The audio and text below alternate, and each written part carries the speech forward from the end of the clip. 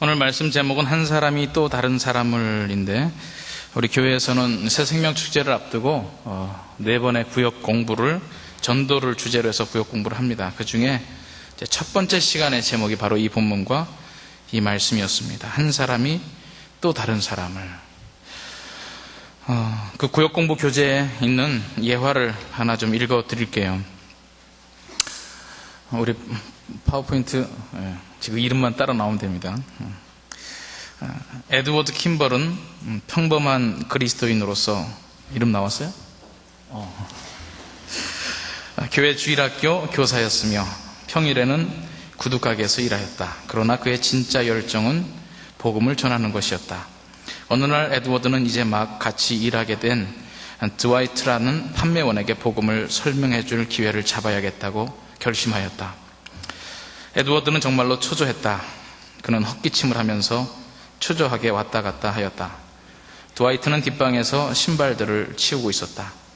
마침내 에드워드가 용기를 내어 예수님의 탄생과 죽음과 부활에 대한 이야기를 시작하였다. 그날 젊은 드와이트는 자기 인생을 그리스도께 바쳤다. 드와이트의 성은 무디였다. 우리는 그를 대전도자 D.L. 무디로 알고 있다. 구두 판매원 에드워드 킴벌은 교회사에서 가장 위대한 복음 전도자 중 한 사람이 될 사람을 그리스도께 인도하였던 것이다.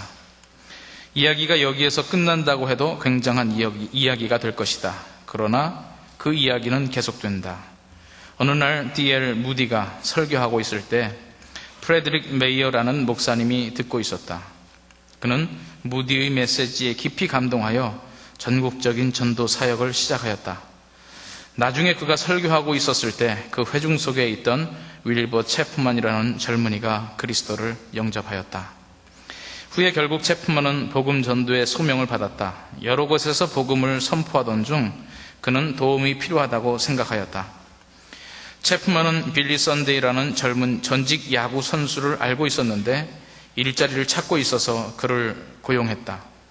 어느 날 빌리는 체프만에게 자기가 가끔씩 설교를 해도 좋으냐고 물었다. 결국 빌리 선데이는 1900년대 초의 가장 위대한 설교자로 등장했다. 어느 날 빌리 선데이는 노스캐롤라이나의 샬롯테에서 설교를 하고 있었는데 하나님의 위대한 역사가 일어나고 있었다. 많은 사람들이 결신하였다. 마을 사람들은 새로 얻은 믿음에 너무 감동한 나머지 당시에 상대적으로 덜 알려져 있었던 설교자 모드카이 햄을 초청하여 샬롯테에서 그의 복음 천막을 치고 계속 설교하게 하였다. 집회 마지막 날 키 크고 바짝 마른 농장 소년이 걸어 나왔다. 그의 이름은 빌리 프랭크였는데 오늘날 빌리 그레함으로 더 잘 알려져 있다. 그리고 그는 역사상 다른 어떤 사람보다 더 많은 사람들에게 복음의 메시지를 전하였다. 이름들이 한꺼번에 다 나와야 되는데, 여러분들이 이런 이름들을 쭉 들어가면서 어떤 생각을 하게 됩니까? 성경에서는 이러한 현상에 대해서 벌써 그 이유를, 어떻게 해서 이렇게 되는 것인지를 설명하고 있습니다. 오늘 우리가 함께 읽었던 성경 로마서 10장 13절에서 15절 말씀을 다시 같이 한 번 더 한 목소리로 읽어보겠습니다. 로마서 10장 13절에서 15절 말씀 시작. 누구든지 주의 이름을 부르는 자는 구원을 얻으리라. 그런즉 저희가 믿지 아니하는 일을 어찌 부르리요? 듣지도 못한 일을 어찌 믿으리요? 전파하는 자가 없이 어찌 들으리요? 보내심을 받지 아니하였으면 어찌 전파하리요? 기록된 바 아름답도다. 좋은 소식을 전하는 자들이 발휘함과 같으니라.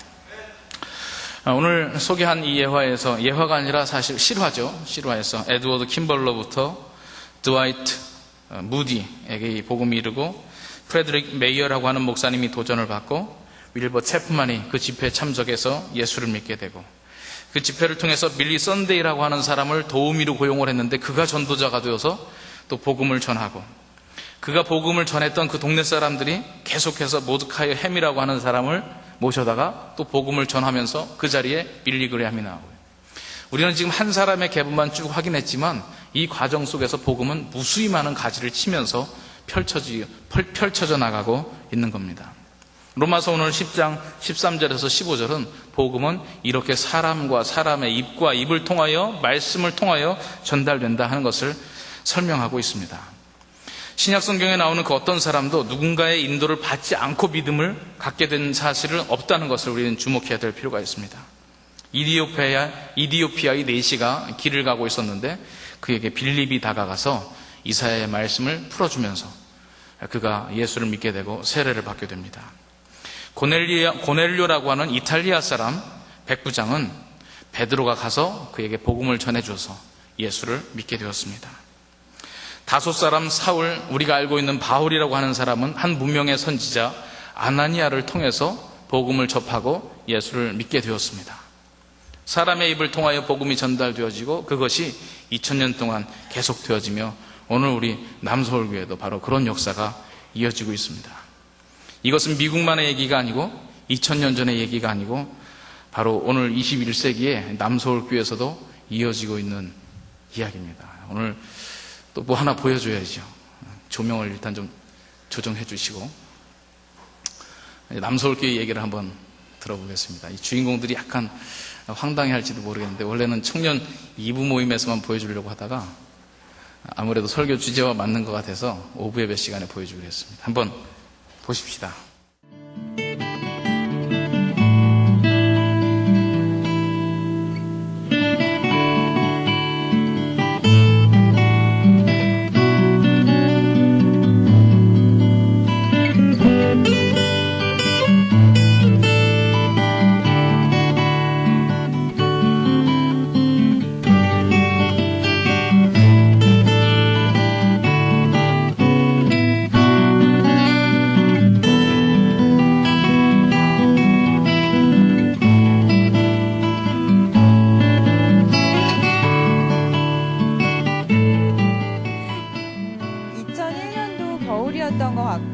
저희가 만난 거는 여기 구반포 맥도날드에서였어요. 근데 4학년 올라가는 겨울방학이어서 저희가 여러 가지 좀 생각도 하고 그냥 동네에서 잠깐 만났었는데 대학교 4학년 올라가는 시점에서 사실 그런 고민을 가장 많이 하잖아요. 진로라든지 이제 나의 장래라든지 미래에 대해서. 근데 명소도 같은 고민을 하고 있고 그래서 교회 얘기를 제가 이렇게 넌지시 꺼냈는데 명소도 예전에 교회를 나간 적이 있다고 하더라고요. 뭐 사실 저도 믿음이 그렇게 그때 많이 있거나 그러지 않았던 시기여서 명소한테 뭐 어떤 좋은 얘기를 해주거나 그러진 않았는데 그냥 제가 그때 아드모를 다니고 있어서 그런 명소한테 같이 아드모하고 가보지 않겠냐고 했더니 명소가 그냥 같이 가보겠다고 마음에 문이 많이 열려 있었던지 그래서 처음으로 같이 가게 됐어요.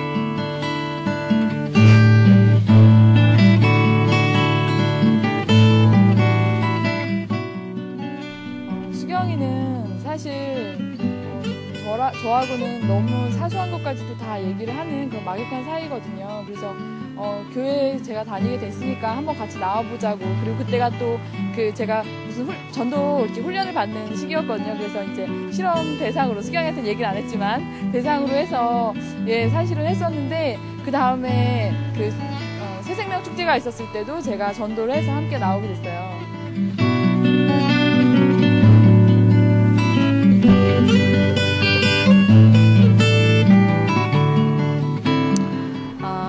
명소가 새생명 축제를 앞두고 절을 갔다가 전도를 하려고 했을 때 그냥 친구가 말하니까 그냥 나왔었고요. 그때는 사형리를 처음으로 접했었는데 그냥 얘기로만 그냥 들렸고요. 그래서 이제 교회를 한두 번 오고서는 아닌 것 같다. 그냥 아무 느낌이 없어서 다시 또 교회를 한 6개월 동안 안 나오다가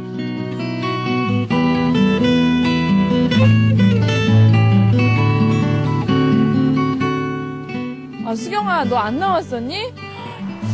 그때 제가 좀 전도를 좀 많이 해서요. 기억이 안 나요.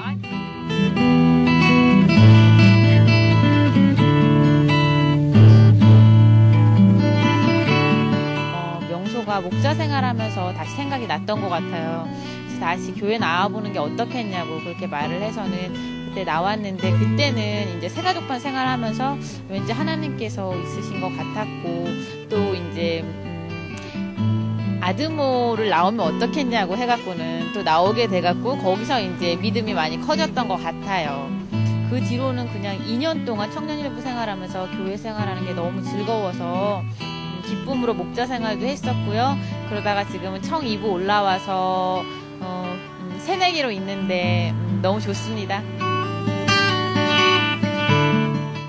역자면 아마 상당히 얽히고 설킨 복음의 계보들이 있을 것입니다. 또 내가 한 사람에게 복음을 전하지만 사실은 나만 전하는 것이 아니라 이 사이드에서 들어가는 잽들이 또 무섭죠. 어떨 때는 그게 더 효과를 발휘할 때도 있습니다. 우리에게 있는 일들입니다. 여러분들이 여기 앉아있게 된 이유들이죠. 친구들을 통해서, 때로는 부모님을 통해서 이 계보가 내려오기도 합니다. 우리 육신의 가문과 신앙의 계보가 일치하는 경우도 있고, 또 이렇게 영적인 계보와 우리의 육적인 계보를 달리하며 서로 친구들 간에 복음을 전하는 이런 일들이 있습니다. 분명한 것은 복음을 전하는 자들의 입이 없이는, 또 이야기를 전달하는 자들의 수고가 없이는 이러한 일들이 이루어지지 않는다고 하는 것이죠. 하나님께서는 왜 사람들을 통해서 이 일을, 이 전도를 하나님께서 직접 하실 수도 있는 일입니다. 왜 하나님께서 사람들에게 이 일을 맡기셨나요? 우리가 한번 부정적인 대답을 한번 먼저 생각을 해보는 것이 좀 실제적인 생각에 접근하는 데 도움을 줄 것 같아요. 귀찮아서 그렇다. 하나님께서는 사람 만드는 것까지는 수고했는데 또 그 사람 통해서 또 전도하는 것까지 내가 해야 되겠냐? 이젠 니들이 알아서 해라. 이럴 수도 있죠. 하나님께서는 직접 대하기 피곤해서 그럴 수도 있습니다. 워낙 인간들이 변덕이 심하니까 한번 열심히 전도했는데 또 모르겠다고 뒤돌아서 그러면 하나님도 속상하실 거 아니에요? 그런 건 인간들 너희들이 겪어라. 우리들에게 그래서 시켰을 수 있습니다. 아니면 하도 되먹지 못한 인간들, 내가 너희들 하나님의 사람 만드느라고 힘들었다. 얄미워서. 아니면 우리를 골탕 먹이려고. 그래서 저와 여러분들에게 이 전도라고 하는 사명을 맡기셨다고 생각되시는 분은 계세요? 한번 아멘을 요청해 볼까요? 이렇게 해서 하나님께서 이런 이유로 귀찮아서 우리에게 맡기시는 그 전도라고 하는 것은 절대 아닙니다. 또 하나님께서 본인이 능력이 너무 부족해서 우리의 도움을 받아야만 하나님의 복음이 전달되기 때문에 우리의 도움을 요청한 것도 아닙니다. 하나님께서 왜 우리에게 이 일을 맡기셨을까요? 첫 번째 생각할 수 있는 이유는 우리에게 기쁨과 보람을 주기 위해서입니다. 하나님의 자녀들이 하나님께서 직접 하실 수도 있지만 우리에게 그 기쁨과 보람을 직접 맛보게 해주고 그것을 나눠주기 위해서 우리에게 이러한 일들을 맡기십니다. 고린도후서 1장 14절 말씀, 너희가 대강 우리를 아는 것 같이 우리 주 예수의 날에 너희가 우리의 자랑이 되고 우리가 너희의 자랑이 되는 것이라. 하나님께서는 전도자의 삶을 살아가는 자에게, 하나님의 복음을 나누면서 살아가는 자에게 하나님만이 맛보실 수 있는 이 기쁨을 맛볼 수 있는 특권을 우리에게 허락해 주셨습니다. 우리가 예수를 아무리 믿어도, 내가 하나님의 자녀로 열심히 살아가도 내가 사실 이 전도자의 사명을 살지 않으면 그 기쁨을 맛볼 수가 없습니다. 이 가치를 아는 사람, 이 기쁨의 맛을 보는 사람은 이 세상을 살아가는 목적이 바로 이것을 위한 것이구나, 이것을 위하여, 이 복음을 전하면서 살아가기 위하여 하나님께서 나에게 이러한 직장도 허락하시고 이러한 만남도 허락하시고 이러한 환경도 허락하셨구나, 우리가 사용할 수 있게 되는 것이고요. 이 가치를 아는 자는 자기가 복음 전도자의 사명을 가지고 살아가는데 그것을 가로막는 것이 있다면 이 세상 사람들이 너무나 소중하게 여긴다 할지라도 그것을 기꺼이 포기하고 전도자의 삶을, 증인의 삶을 살아가게 되는 것입니다. 예수님의 제자들이 그랬죠. 그들이 직업 없어서 헤매던 사람들이 아니라 그래도 나름대로 전문직으로 바다에서 어부로 살아가고 있었습니다. 어떤 사람은 세금을 걷어가면서 나름대로 부를 축적하면서 살고 있었습니다. 어떤 사람들은 권력자의 근처에서 그 권력의 맛을 누리면서 나름대로 괜찮은 삶을 살고 있었습니다. 그런데 이 모두가 다 자기들이 가던 길을 포기하고 예수를 따라갔습니다. 그 결국에는 십자가의 죽음밖에 없었고, 자기들이 따르던 예수는 이 세상에서 사라져버리고 말았지만 그들은 자기들의 원래 직업으로 돌아가지 않고 그 모든 것을 포기하며 인생을 예수 믿지 않는 사람들의 눈으로 보기에는 허무하게 보내버리고 말았습니다. 그렇지만 그들의 입술에서 나오는 고백은 너무나 기쁘다는 것이었습니다. 사도 바울만큼 잘 나가던 사람도 없었습니다. 그때 당시에 아주 제일 간다고 하는 선생님 밑에서 제일 간다고 하는 철학을 논하면서 율법이라고 하면 뒤처지지 않은 경건한 삶을 살아가면서 인생에 가치 있는 삶을 추구하며 나갔지만 그는 그 모든 것을 버리고 감옥을 전전하며 풍랑을 겪으며 이리저리 떠도는 유랑 생활을 하는데 그의 마음속에 너무 기쁨이 있었고 그의 표현 속에도 기쁨이 있었고 그의 글 속에도 기쁨과 감사가 넘치고 있었습니다. 하나님께서 전도자의 삶을 통해서 자기가 전한 복음을 통해서 죽어있는 생명이 벌떡벌떡 살아나는 그러한 모습들을 보면서 얼마나 그 인생의 소중한 가치와 기쁨을 누릴 수 있었겠습니까? 저는 종종 쓰는 말이지만 목사만큼 이기적인 사람이 없다. 예수 믿는 사람 중에 가장 이기적인 사람이 목사다. 이 생각을 지금도 하고 있습니다.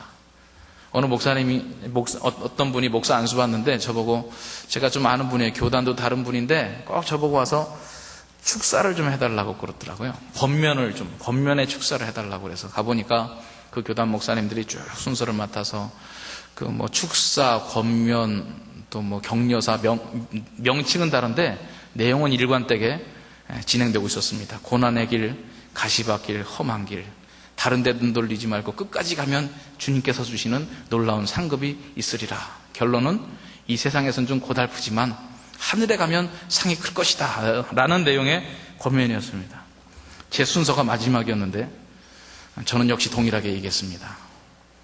앞에서 다 힘든 얘기들 하셨지만 전 좀 다른 얘기 하겠습니다. 목사만큼 이기적인 사람이 없습니다. 한번 예수 믿고 이제 생각해보면 계속 교회는 나가야 될 텐데 기왕에 교회 나가서 설교 듣는 것보다 나는 설교하리라. 여러분, 저는 얼마나 행복한지 모릅니다. 특히 설교 차례가 돌아오는 이 주일이 되면 토요일부터 막 가슴이 설렙니다. 설교를 한다는 거예요. 평소에는 나한테 대들지 몰라도 설교 시간에 손 번쩍 들고 대드는 사람 없더라고요. 그래서 맘 놓고 막 설교합니다. 이 기쁨 여러분들은 모르실 거예요. 설교 듣는 기쁨보다 100배는 더합니다. 거기다 어떤 사람이 절망과 좌절 가운데 있었는데 저 설교를 통하여 희망과 소망을 얻었다고 그러면 그 기쁨은 이루 말할 수가 없습니다. 아쉬우면 하세요. 여러분, 교회 나와서 여러분들은 헌금을 드리기만 하지 교회에서 돈 주는 거 한 번 받아본 적 있습니까? 여러분들 부서에서 뭐 하는 일 말고 교회에서 여러분들 보고 일 잘한다고 누가 월급 주는 사람이 있냐 말이에요. 저는요, 교회에다 헌금도 냅니다. 11조도 내고 감사헌금도 되는데 그것보다 더 많이 줘요. 더 많이 받습니다. 집도 주고 차도 주고. 여러분, 아쉬우면 하라니까요. 이런 물질적인 것뿐만 아니라 우리가 얼마나 참 한 사람 한 사람 살려내면서 정말 내가 해서 기쁜 일을 나의 업으로 삼을 수 있다는 거, 이거 이기적인 사람만 할 수 있는 겁니다. 지금이라도 다시 한번 생각해 보세요. 신학교 입학에 나이 제한 없습니다. 없어요. 여러분, 정말 이것은 우리에게 기쁨을 주는 일입니다. 여러분들이 복음 전도자의 삶을 살아가는 것, 꼭 목사뿐만 아니더라도 하나님께서 여러분들에게 주신 가장 본질적인 사명인 이 땅에 증인된 삶을 살아갈 때 바로 이 기쁨을 누릴 수 있습니다. 여러분들이 좋은 집을 마련하고 좋은 차를 가지고 남들보다 좋은 배경을 가지고 살아간다 할지라도 맛볼 수 없는 그 기쁨을 복음 전도자의 삶을 살아가는 그 사람이 바로 맛볼 수 있는 겁니다. 우리 아멘하는 형제죠? 확실하게 그런 삶을 살아가는 겁니다. 여러분, 이럴 때는 아멘을 저 형제보다 더 크게 해야 돼. 여러분, 기쁨의 삶을 살아가시기 바랍니다. 이렇게 아멘이 나와야 저 형제가 쑥스럽지 않고 계속 아멘을 하자. 아멘을 하려 같이 해야지. 혼자만 하면 어떡해. 여러분, 오늘 설교 끝날 때까지 대목마다 저 형제가 아멘 하겠다 싶으면 먼저 하십시오. 나 너무 마음에 들어요. 아주 좋아요. 왜 혼자만 할까? 난 그게 계속 안타까웠어요. 여러분, 정말이에요.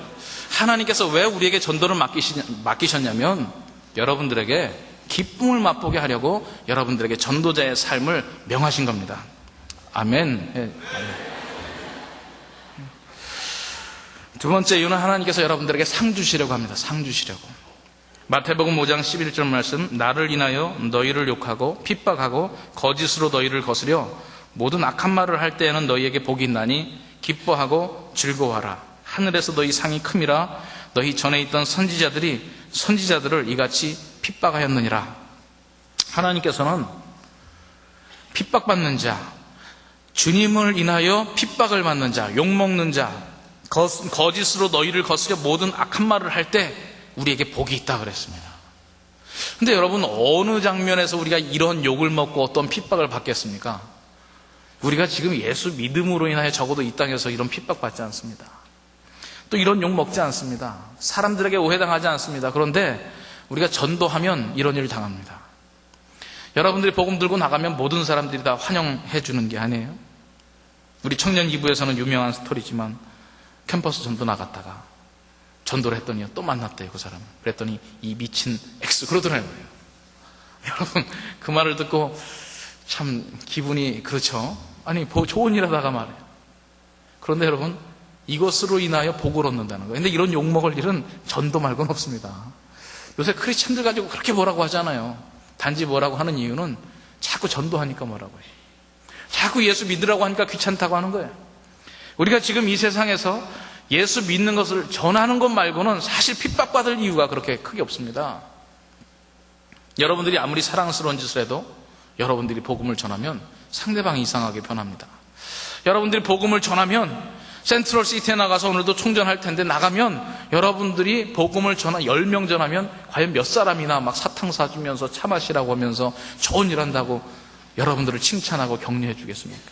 무관심과 냉대로 욕가 날라오면 다행이죠.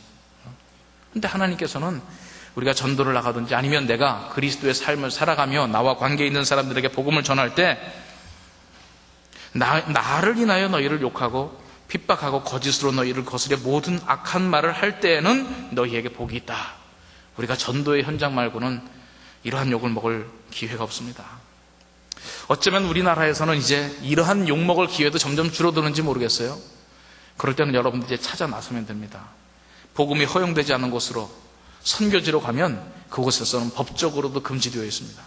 여러분들이 육체적인 어려움을 당할 수도 있고 감옥에 들어갈 수도 있지만 하나님께서는 여러분들을 상 주시기 위하여, 칭찬해 주시기 위하여, 복 주시기 위하여 이 일을 마련해 놨다는 겁니다. 여러분, 복음 전도자의 삶으로 살아가는 것 하나님께서 여러분들을 복 주시고자 함입니다. 하나님께서 여러분들에게 마련해 주신 이 기회를, 이 소중한 기회를 여러분들 소홀히 여기지 마십시오. 늘 전도하는 삶을 살아야 되지만 특별한 기간에 특별하게 여러분들을 더 도와가면서 또 혼자 하려니까 쑥스러우니까 말이죠. 같이 그냥 무리지어서 하면서 또 분위기 타가면서 대충 또 전도 안 하던 사람들도 같이 하면서 엉겹결에 복받을 수 있도록 이런 전도의 기회를 마련하지 않습니까? 새생명 축제다, 전도 집회다, 기프트 포유다, 웰컴닷컴이다. 여러분 이런 일이 있을 때마다 여러분 복받는 기회를 놓치지 마십시오. 그 복이라고 하는 것은 이 세상에서도 하나님께서 주어주시기도 하지만 하늘나라에서 우리에게 쌓이는 귀중한 상급입니다. 하늘나라에 우리의 상급을 쌓아놓는 길 뭐가 있겠어요? 우리가 사다리 타고 올라가서 거기다 돈을 갖다 쌓아놓겠습니까? 어떻게 하겠습니까? 하늘나라에 소중한 우리의 축복이 쌓이는 것은 바로 한 생명 한 생명에게 전도하는 것. 그래서 하나님께서 그분이 직접 하실 수 있지만 우리에게 이 기회를 맡기신 겁니다. 여러분 이 기회를 소홀히 여기지 마시고 하나님께서 상 주시려고 애써서 마련하신 소중한 전도의 기회를 여러분들이 적극적으로 취해야 되는 겁니다. 한 가지 더 생각해 봤습니다. 왜 우리에게 복음의 기회를 주셨을까? 전도의 기회를 주셨을까? 여러 가지 이유를 많이 생각할 수 있겠지만 저는 그냥 시간상의 이유로 한 3가지만 생각해 봤어요. 그 3가지, 3번째, 서로 사랑하게 하려고 우리에게 전도를 맡기셨습니다. 하나님께서 직접 전도할 수 있습니다. 여러분 한번 생각해 보세요. 여기 있는 모든 사람들이 서로가 서로를 전도하지 않고 하나님께서 직접 천사를 통하여 꿈의 계시로 여러 가지 환상으로 여러분들을 부르셔서 다른 그 어떤 누구의 도움도 받지 않고 독립적으로 이 자리에 나와 앉아 있다고 한다면 우리의 공동체는 어떤 모습일까 한번 생각해 볼 필요가 있습니다. 하나님께서는 하나님의 백성들이 한 가족으로 모이고 서로 진한 사랑의 교제를 나누도록 우리에게 뭘 하라고 하셨냐면 너희들이 가서 땀 흘리고 수고하고 눈물을 흘려 기도하고 그들을 초청해와라. 그것 때문에, 사랑 때문에 우리에게 공동체로 부르시고 우리에게 전도의 기회를 맡겨주시고 이 전도를 통해서 사랑의 띠로 하나가 묶여진 공동체를 이루어 나가는 것, 그 이유 때문에 하나님께서는 우리에게 전도를 하라고 명하신 겁니다. 깊은 교제를 위해서 공동체를 부르셔서 이 천국 생활에 대한 훈련을 하게 하시려고 우리에게 전도하라고 하셨습니다. 여러분, 사랑이라고 하는 것은 뭡니까? 가장 소중한 것을 나눔으로 이루어지는 것이 바로 사랑입니다.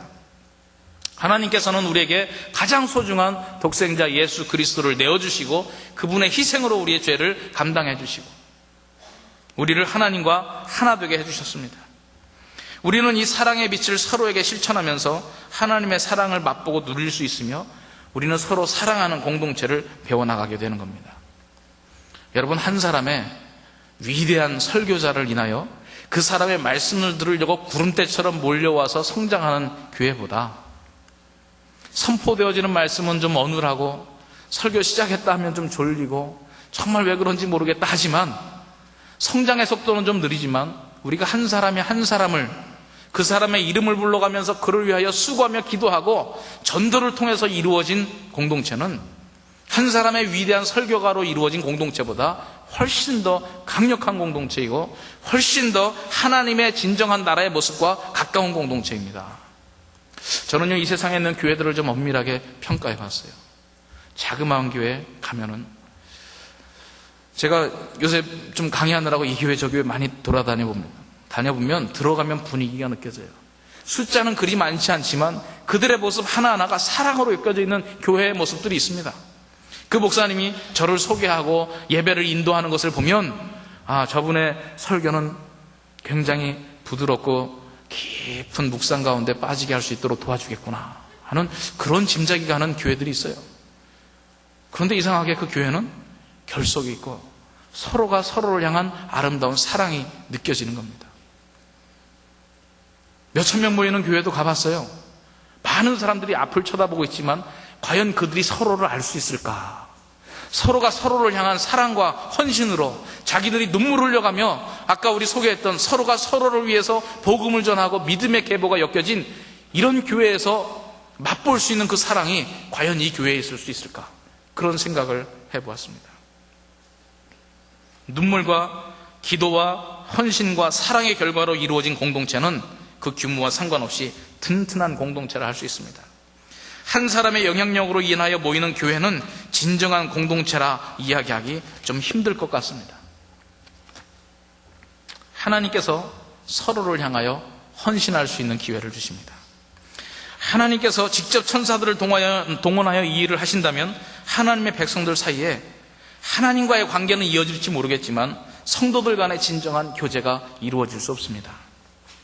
하나님의 관심사는 얼마나 많은 사람이 짧은 시간 안에 모이느냐가 아니라 서로 가장 소중한 복음을 하나님의 사랑을 나누어 주기를 원하시는 겁니다. 그 과정 속에서 흘리는 눈물과 수고와 헌신을 기뻐 보시고 그 감격을 누리도록 하시며 하늘의 상을 준비하고 계시는 것이죠. 우리의 공동체가 그러한 공동체 되길 원합니다. 여러분, 새생명 축제나 특별한 전도 집회 기간에 여러분들이 몇 사람을 데리고 오느냐, 이게 중요한 게 아니라 하나님께서 원하시는 것은 그거는요, 원하시면 순식간에라도 그 사람들에게 공포를 조성하여 천사를 내보내서 아니면 사람에게 죽음의 위협이 느끼도록 하는 사건들을 통해서 한순간에 교회에 몰아다 주실 수도 있습니다. 전에 말이죠, LA 쪽에 큰 지진이 났을 때 그 다음 주일날 교회가 갑자기 미어 터졌대요, 사람들이. 누가 전도하지 않았어도 잠자고 있던 영혼들 다 깨어나가지고 내가 잃어버렸던 교회를 가야 되겠다 그러고 일순간에 몰려들었다는 거예요. 저는 그 모임이 지금까지 지속된다는 얘기는 듣지 못했습니다. 하나님께서 만약에 한순간에 많은 사람들을 모아서 그의 앞에서 예배하게 만들기 원한다면 그런 방법 얼마든지 동원할 수 있습니다. 하나님께서 원하시는 것은 여러분들의 기도를 원합니다. 여러분들이 이름을 적어놓고 누군가를 위하여 흘리는 눈물을 원하는 것입니다. 여러분들이 아무리 가도 그 사람들이 반응이 없다 할지라도 가장 나의 소중한 것을 나누어 주겠다 하는 그 열정과 헌신을 원하는 것이지 몇 사람 데리고 나오느냐, 그걸 원하는 게 아닙니다. 여러분들이 전도의 집회의 기간들을 앞에 놓고 하나님 앞에 보여줘야 될 것은 하나님, 내가 몇 사람 데리고 오겠습니다, 그게 아니고 이번 주간에 내가 어떠한 삶을 살아가느냐, 하나님께서 그걸 원하시는 겁니다. 여러분, 이렇게 해서 이루어진 공동체는 숫자가 많지 않다 할지라도 서로가 서로를 향한 존경이 있고 서로가 서로를 향한 감사가 있습니다. 아까 여러분들이 우리 교회 안에 있었던 평범한 자매들의 영상을 보셨지만 그게 결론이 아니고요. 한 대목 더 보여드릴 게 있어요. 그 이후의 이야기. 아까보다는 좀 짧지만 다시 조명 좀 준비해 주시고. 이게 조명이 더 중요해요. 애써서 촬영했는데 감독은요, 이 화질의 질이 마음에 들지 않으면 굉장히 섭섭합니다. 그래서 그분들을 배려하느라고 좀 신경 쓰는 거예요. 그 뒤로는 그냥 2년 동안 청년일부 생활하면서 교회 생활하는 게 너무 즐거워서 기쁨으로 목자 생활도 했었고요. 그러다가 지금은 청 2부 올라와서 새내기로 있는데 너무 좋습니다.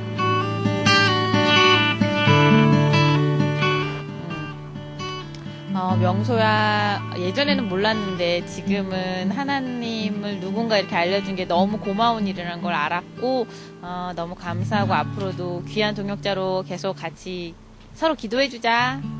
너랑 나랑은 고등학교 때부터 친구잖아. 그래서 서로가 모르는 게 없고 너무나 작은 것까지 이렇게 많이 나누는 사이인데 세상에서 가장 귀한 것을 서로 공유할 수 있고 공유하게 돼서 그게 너무나 기뻐. 그래서 우리가 마음을 나누는 데 있어서 하나님을 통해서 서로 마음을 나눌 수 있었던 거, 그거 정말 너가 나한테 어떤 마음, 어떤 식으로 해서 어떤 마음으로 나한테 전했는지 모르지만 나는 그게 너무너무나 너한테 고맙고 우리 앞으로 서로 정말 축복하면서 평생을 하나님 안에서 잘 지내자. 명수야, 수경아, 사실은 너희들이 나한테 고맙다고 하는데 나는 너희들한테 더 고마운 게 지금은 내가 많이 그 후로 내가 더 많은 어려운 시기도 있었고 힘들었던 시기가 있어서 내가 오히려 교회를 더 소홀히 했던 것 같아. 네. 이런 믿음의 동역자 정말 있다는 게 진짜 이렇게 행복한 건지 모르겠고, 그리고 항상 더 믿음 생활 잘하고 나도 많이 이끌어주고 했으면 좋겠다. 고마워.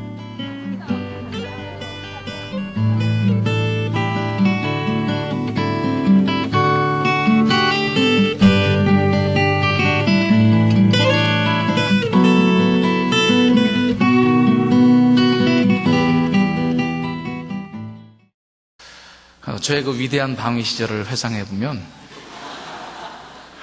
저는 대방동에 지금 아파트 단지가 들어서 있지만 거기 공군본부가 있을 때 거기서 아침 조모하고 첫 번째 일과가 뭘 하는 거냐면 풀 뽑기였어요.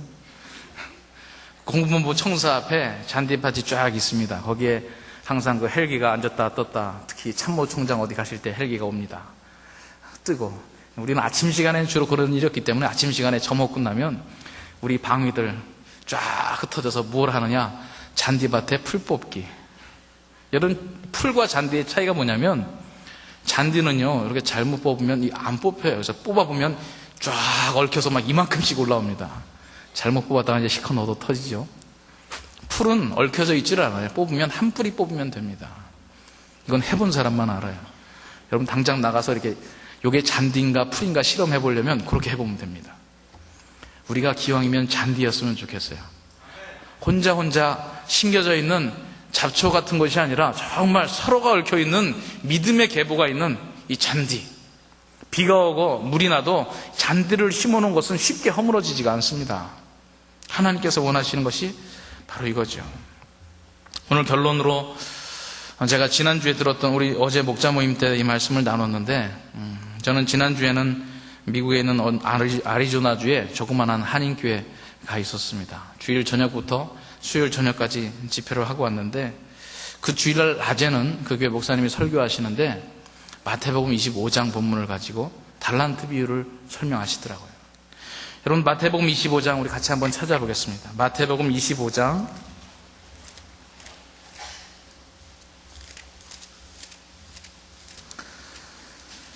마태복음 25장 본문 전체를 다 읽지는 않고 24절, 25절 말씀 같이 한번 읽어보겠습니다. 마태복음 25장 24절, 25절 우리 같이 한 목소리로 한번 읽어볼까요? 시작. 한 달란트 받았던 자도 와서 가로되 주여 당신은 굳은 사람이라 심지 않은 데서 거두고 해치지 않은 데서 모으는 줄을 내가 알았으므로 두려워하여 나가서 당신의 달란트를 땅에 감추어 두었나이다. 보소서 당신의 것을 받으셨나이다. 그 목사님이 설교하면서 그런 얘기를 하더라고요. 한 달란트를 받아서 땅에 묻은 자는 자기의 인생을 묻어버린 자다. 저는 그 얘기를 하는데, 그 얘기를 듣는데요, 가슴이 참 철렁하면서 많은 도전이 되더라고요. 5달란트, 2달란트, 1달란트, 그건 우리의 인생이라는 거예요. 하나님께서 우리에게 맡겨주신 인생인데 그 소중한 인생을 1달란트라고 해서 땅에 묻어버렸다고 하는 것은 우리의 전 인생을 땅에 묻어버린 것과도 같다. 저는 그 말씀을 생각하면서 이번 주 말씀을 준비할 때 또 다른 적용이 되었습니다. 우리의 삶의 영역 속에 하나님께서 주신 1달란트가 있습니다. 좀 생각해보면 시원찮고요. 저 사람 전도해가지고 무슨 유익이 있을까 싶기도 하고, 저 사람 괜히 말 잘못 붙였다가 내가 되려 당한다, 이런 생각이 들기도 하고요. 귀찮아서, 두려워서, 별로 영향가 없을 것 같아서 나의 영역 속에서 분명히 뭔가를 내가 전해야 된다고 하는 사명이 생각되긴 되지만, 에휴, 하나님도 이런 사람 소중히 안 여기실 거야. 혹시 땅에 묻어버린 여러분들의 달란트가 없습니까?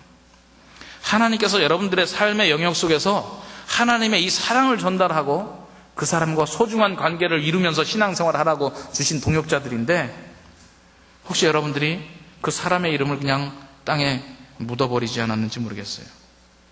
하나님께서 맡기신 소중한 1달란트를 땅에 묻어버리지 마십시오.